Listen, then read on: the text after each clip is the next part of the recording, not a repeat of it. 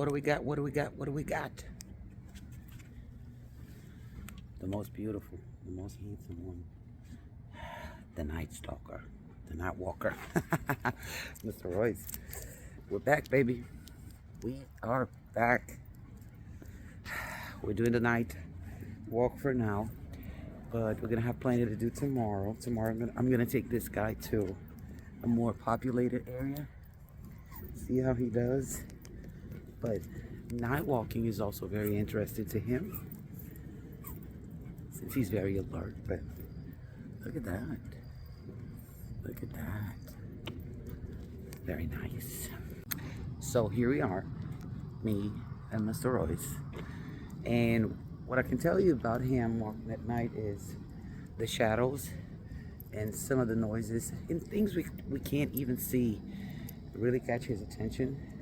And I don't want you to see it, but eventually you will, how he reacts. You can't even tell he's a small dog. He'll just growl really seriously and say, listen, there's something over there. Even though some people think it's a good thing that the dog warns you, and there's a place for that, at the same time, a warning is enough. I don't need more than that. So I need to regulate that with him to make sure he doesn't go further than just to warn me that there's something around us, okay? So this is a good point, because a lot of people that have shepherds, they want them for protection, but I want him for warning, nothing more than that, just warning. So we need to regulate that now and never let him escalate, because I don't want him to go from warning to attack or anything like that. So far so good. Tomorrow we have a big test, so don't blink or you'll miss it. Okay, this is a good moment, because when he sees, this is what he does when he sees something, right? Heel, right there, see? He sees something. You see that look right there? Was that lady unloading the car? Well, we have to be aware of those little things, right? Correct him before he explodes. That's the goal. It's not a full-on explosion yet, but it could be. And we don't want that. So, correct little things. All right, Mr. Guy? There you go. Very nice. Very nice.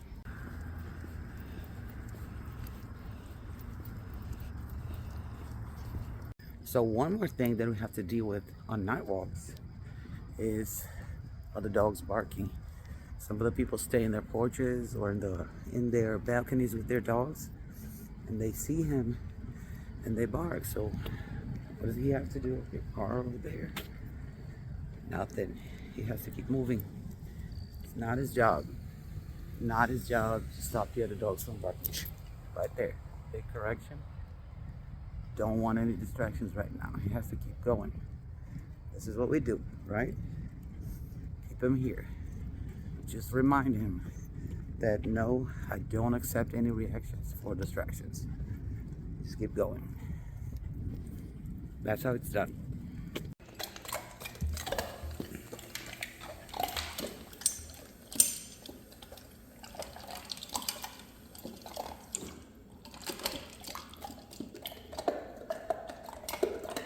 And look who's settled just fine. Look at that. And what is he watching? Let's see. He's watching himself on TV. Look at that. That's him right there. Good boy, Royce. Good boy. So tonight I have to put some furniture together, and he's gonna be here with me. So we'll see how he does with that. But looks nice and cozy in there. Very nice.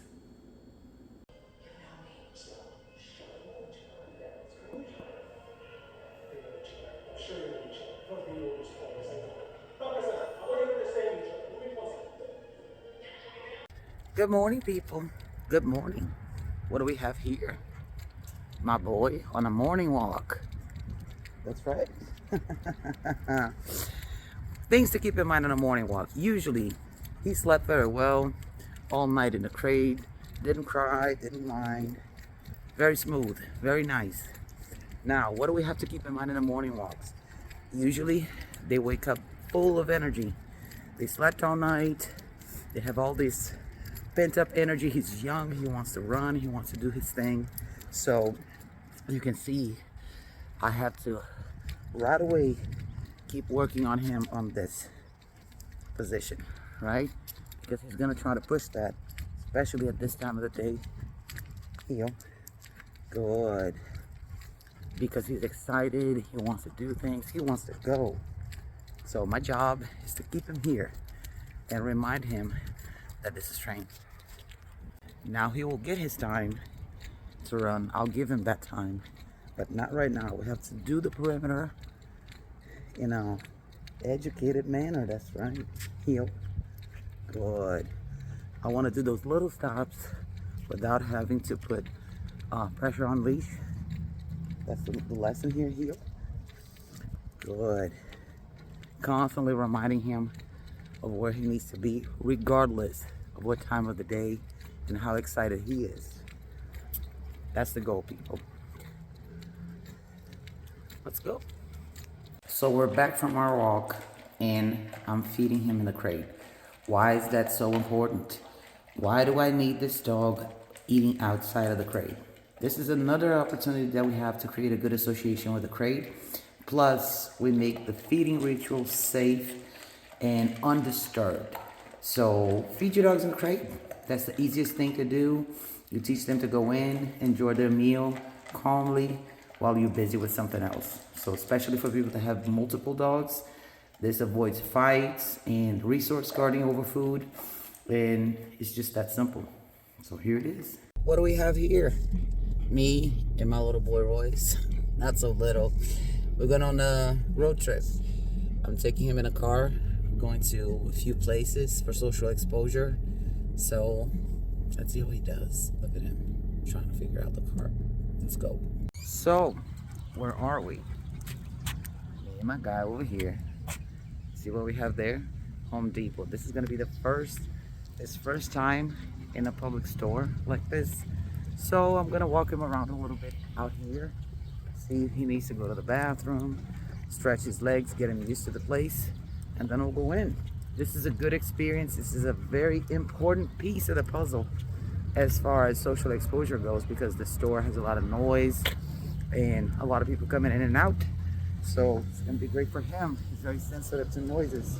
So this is a good time for my boy over here. Right, Royce? Sit. Let's show them how it's done. Right? That's right. So one of the reasons why I like this place is because of the noises, right?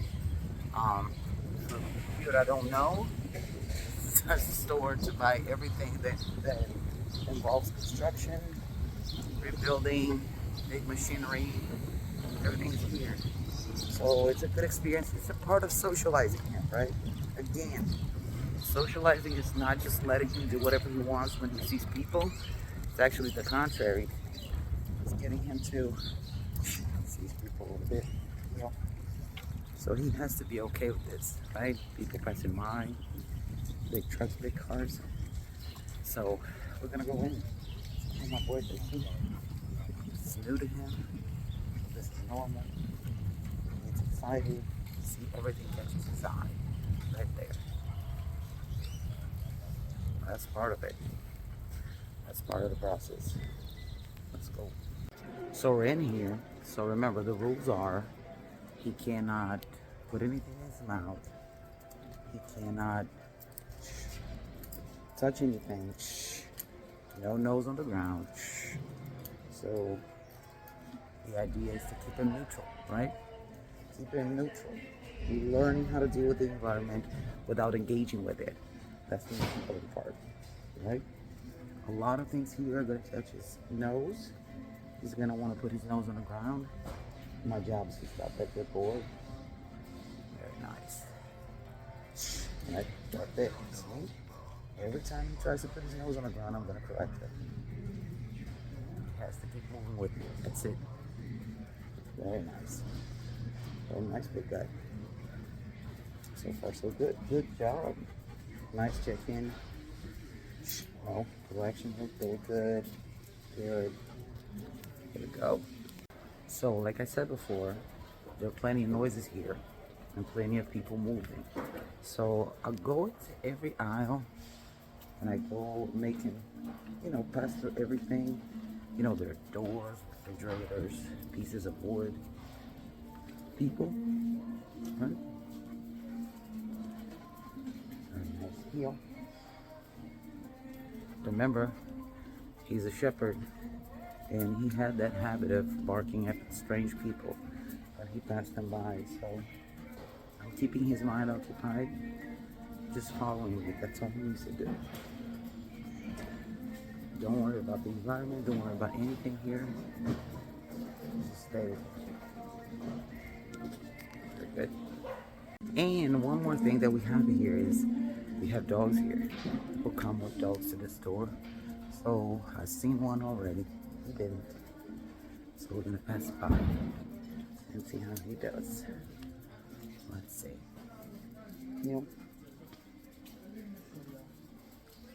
We'll go through here, see the machinery. You can't run away. Good boy. So everything is training, right, guys? Remember that. Everything. So it's just such an important lesson. Socializing. Neutrally, right? Especially for a shepherd. Especially for a shepherd. Okay, so there's somebody else here with a dog. I'll go through the other side so you guys can see it. And we'll see how my boy's gonna do. So he doesn't know that yet, but I'm gonna surprise him. Okay, let's see. That guy's right there. Can you hear it?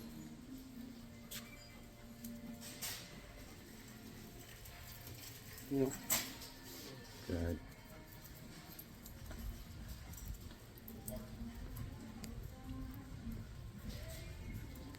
Very nice. Very nice. So, of course, in the middle of the store, shh, sit. Sit. I want to stop and look at something over here. So just put him in a sit. Right here. I'm gonna sit.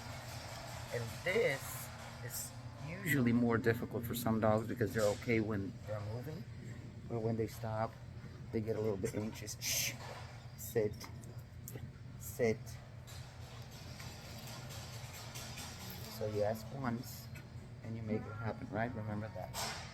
So of course for him it's a little bit challenging. See? Shh. No. Sit. Good. Remind him, practice this, because that's one of the things that he has a hard time doing. Standing still. So you can see the whining a little bit. Shh. No. Sit. We have to work on that because this is his struggle right here. While he's moving, it's a little bit easier, but when I ask him to stop, that's when he has a little bit of a hard time. So, see? Sit. Royce, sit. Come on, sit. There you go. You see how difficult this is for him? So, we'll work on that today. So, we're in a new location today. Now, after Home Depot. So we're doing the same thing. Walk around outside. Make sure he's tuned in with me. And it was interesting here because we had a little commotion. Cops are here, and right there, see, firefighters were here. So all that, I use all that for his training. So if you think about it, situations like this can arise, and you can be somewhere with your dog, and all of a sudden there's a police stop, and your dog has to deal with it. He has nothing to do with it, so he has to stay with me. Yeah. Good.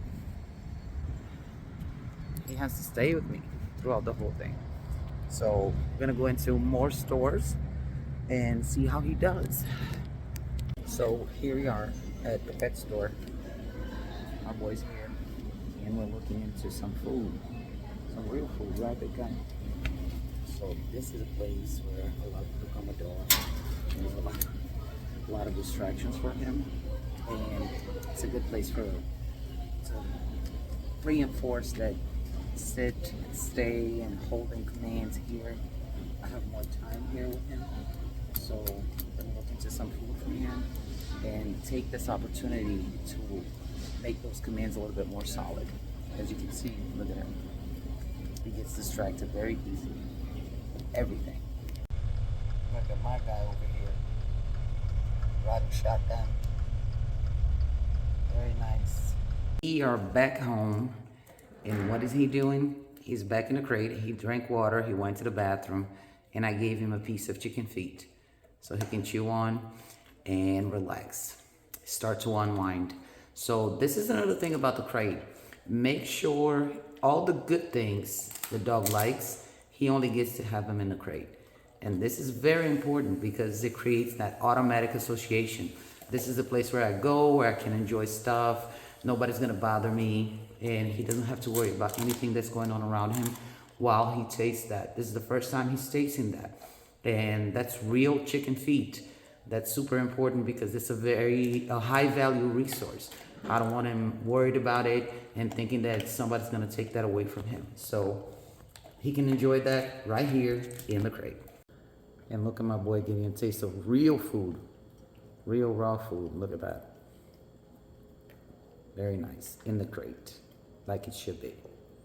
Very good. So here we are again, where at our own private dog park. And we're gonna do the same exercise, which is moving around, giving him some freedom, some earned freedom. He did so good today. We've been out since early this morning, since 9. So look at him. Look. So remember, the exercise is to keep moving, right? We don't chase him, he chases us. And when I say chase, what I mean is this, right? I want him to be aware of me, to follow me, to be aware of my movements and where I am. I don't want him to be all over him all the time. I want him to be aware of me. So let's see what he's gonna do. Look at him. Royce, here. Good boy. Again, always working on that recall, right? This is what we want. We want him to be okay with the recall and be okay with freedom and coming back when we call. So like I said, always working on recall, always moving and getting him back to us. Royce, Royce, here. Come on, boy. Royce, good job. Here. Look at him. Good boy. It's not clean yet. Far from it. Shh, come on. But he's young, and I'm still gonna introduce him to the remote collar, so all that is gonna be clearer. But in the meantime, he gets to enjoy some of that freedom in a secure environment and always be aware of me. This is what I want.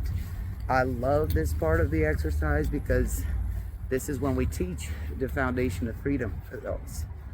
So look, I don't have to worry about him. He worries about me. See? That's what we want. So look at what I found. Somebody forgot a toy here. So I'm using this. I'm gonna use this to work with him. Royce. Royce.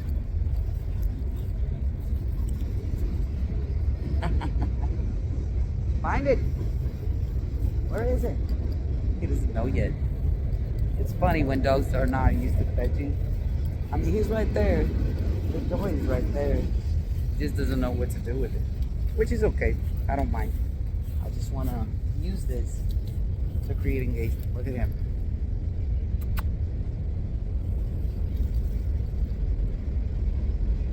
Good job. Good job, Royce. Good boy. But look at this. This is super important. I am more important than the toy.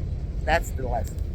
So yes, I can throw stuff around, but the goal here is for him to come back to me.